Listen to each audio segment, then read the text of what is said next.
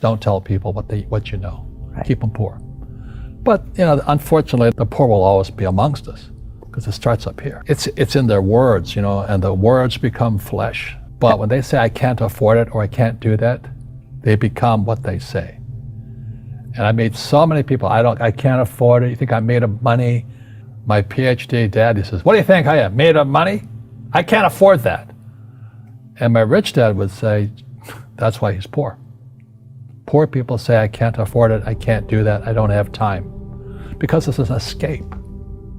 It's an escape, you know what I mean? It's easy to say, I can't afford it. Oh, I'm too tired. Oh, I can't go to the gym. When you could go to the gym, but no, I can't.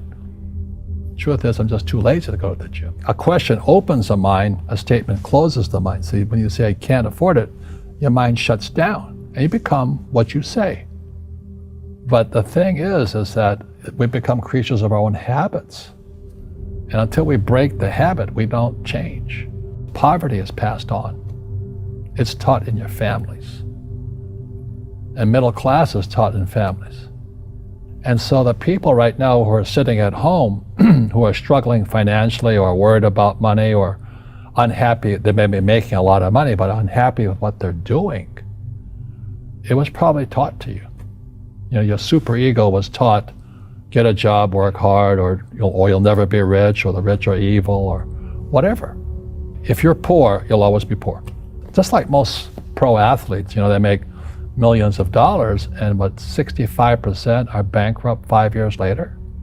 It's because they come from poor families. Now you tell them that, they get very angry at you. It's the rich fault. You guys ripped me off, and the government ripped me off. But unfortunately, it's passed down genetically. That's the frightening thing. We've got to change what we teach our kids. So I remember raising my hand when I was 9 years old, talking to my fourth grade teacher, and I said, when am I going to learn about money? She says, the love of money is the root of all evil. We don't teach money at school. I said, why not?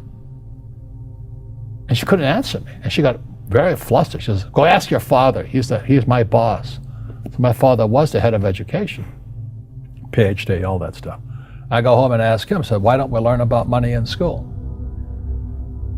And he looked at me and says, because the government doesn't let us teach that subject. The government tells us what we can teach and what we can't teach. And I thought that was strange. And I said, but aren't we going to school to learn about money? He says, no. Your job is to get a job. I said, but you get a job to earn money. He goes, no, you're supposed to just get a job. I went, no. Isn't the purpose of a job to earn money? He goes, you're correct. I said, so why don't I just learn about money? I can skip the job part, And he got flustered and he said, look, if you want to learn about money, why don't you ask your best friend's father about money? So I asked him. He says, because Mike's father is an entrepreneur. And I said, what are you? He says, I'm an employee. I'm a government employee. I went, oh, what's the difference? He says, the difference is an entrepreneur must know about money, or they're no longer entrepreneurs.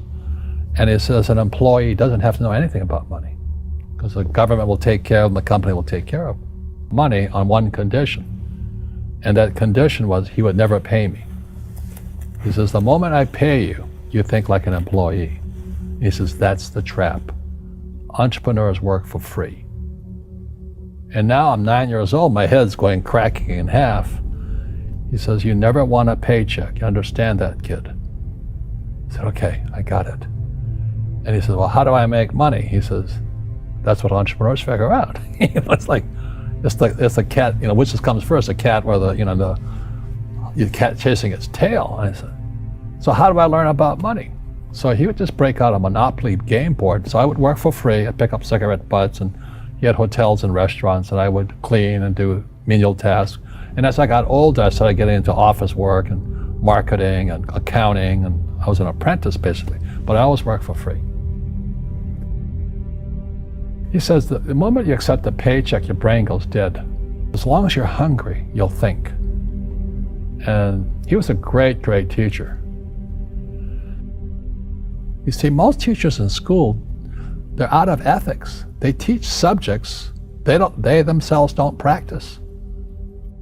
A fake teacher is somebody who just wants a job and they'll teach anything. They teach you how to shine shoes if you pay them more money. But they really don't know what they're teaching. For example, my calculus teacher, went to military school in New York, and I asked the teacher, I said, I'm in my 3rd year of calculus now. I said, am I ever going to use this stuff? He goes, no. Said, why do you teach it? He says, because I get paid.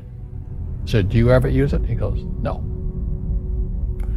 And that's why, you have to, in life, one of the things I suggest to people, you got to find a real teacher versus a fake teacher. And a fake teacher is somebody who doesn't do what they teach. And a real teacher is doing what they teach every day. School systems are making our students weaker. So in school, they have these things called now trigger effects. So you can't, as a teacher, you can't say anything that might upset the student. They don't want anything that might jar their point of view. So if I went into school, I'd be thrown out because I threaten them. And to me, isn't school about opening your eyes and minds to new ideas? But that's now out of the system. So everybody's got to be PC, politically correct now. And it's killing us. It's killing the brains of our kids. They're going backwards. But in their minds, they're more enlightened. If I didn't have ideas that shook me, I wouldn't learn anything new. But now these trigger mechanisms, we're actually making our students weaker in school. My success comes from spirituality, not finance. You see, people say, well, why don't you give the poor money? So the only problem with that is it just creates more poor people. You give a man a fish, you get a lot of people who want more fish, but you teach them to fish. We're more antagonistic, more antisocial. Social media is antisocial. That's the danger part. So the reason I'm speaking on spirituality, we got to evolve. It means meditation, it means yoga, it means praying, it means going to church, whatever it takes. But you got to get back to calm and peace and meditation. One generalized principle is emergence through emergency. So when you look at the word emergency, the base word is emerge. The only way humans evolve is via emergency. And a big one's coming. And it's going to be, as we all know, our banks have ripped us off immensely. They're just a bunch of crooks. I don't know how they can live with themselves. But the bankers rip off trillions and they get bonused in billions. Nobody goes to jail. That's the sickness of our society. So that's why I write about financial education. It's almost like self-defense. It's almost like taking judo against our own government and our own banking systems and Wall Street. People who are afraid of making mistakes, like they teach in school, they don't ever grow. Because spirituality is there's good and there's bad, there's right and there's wrong, there's up and there's down. Most people only want to be right, they only want to be positive. Well, you can't have that. That's not reality. Every time I failed, it was like, good. I said, okay, what have I learned? And the average person, the reason they're poor is they haven't failed. They play it so safe. They haven't made any mistakes like they taught in school. That means they don't learn anything. That's why the school system's actually fundamentally corrupt. It's anti-education. Don't make mistakes and don't ask for help.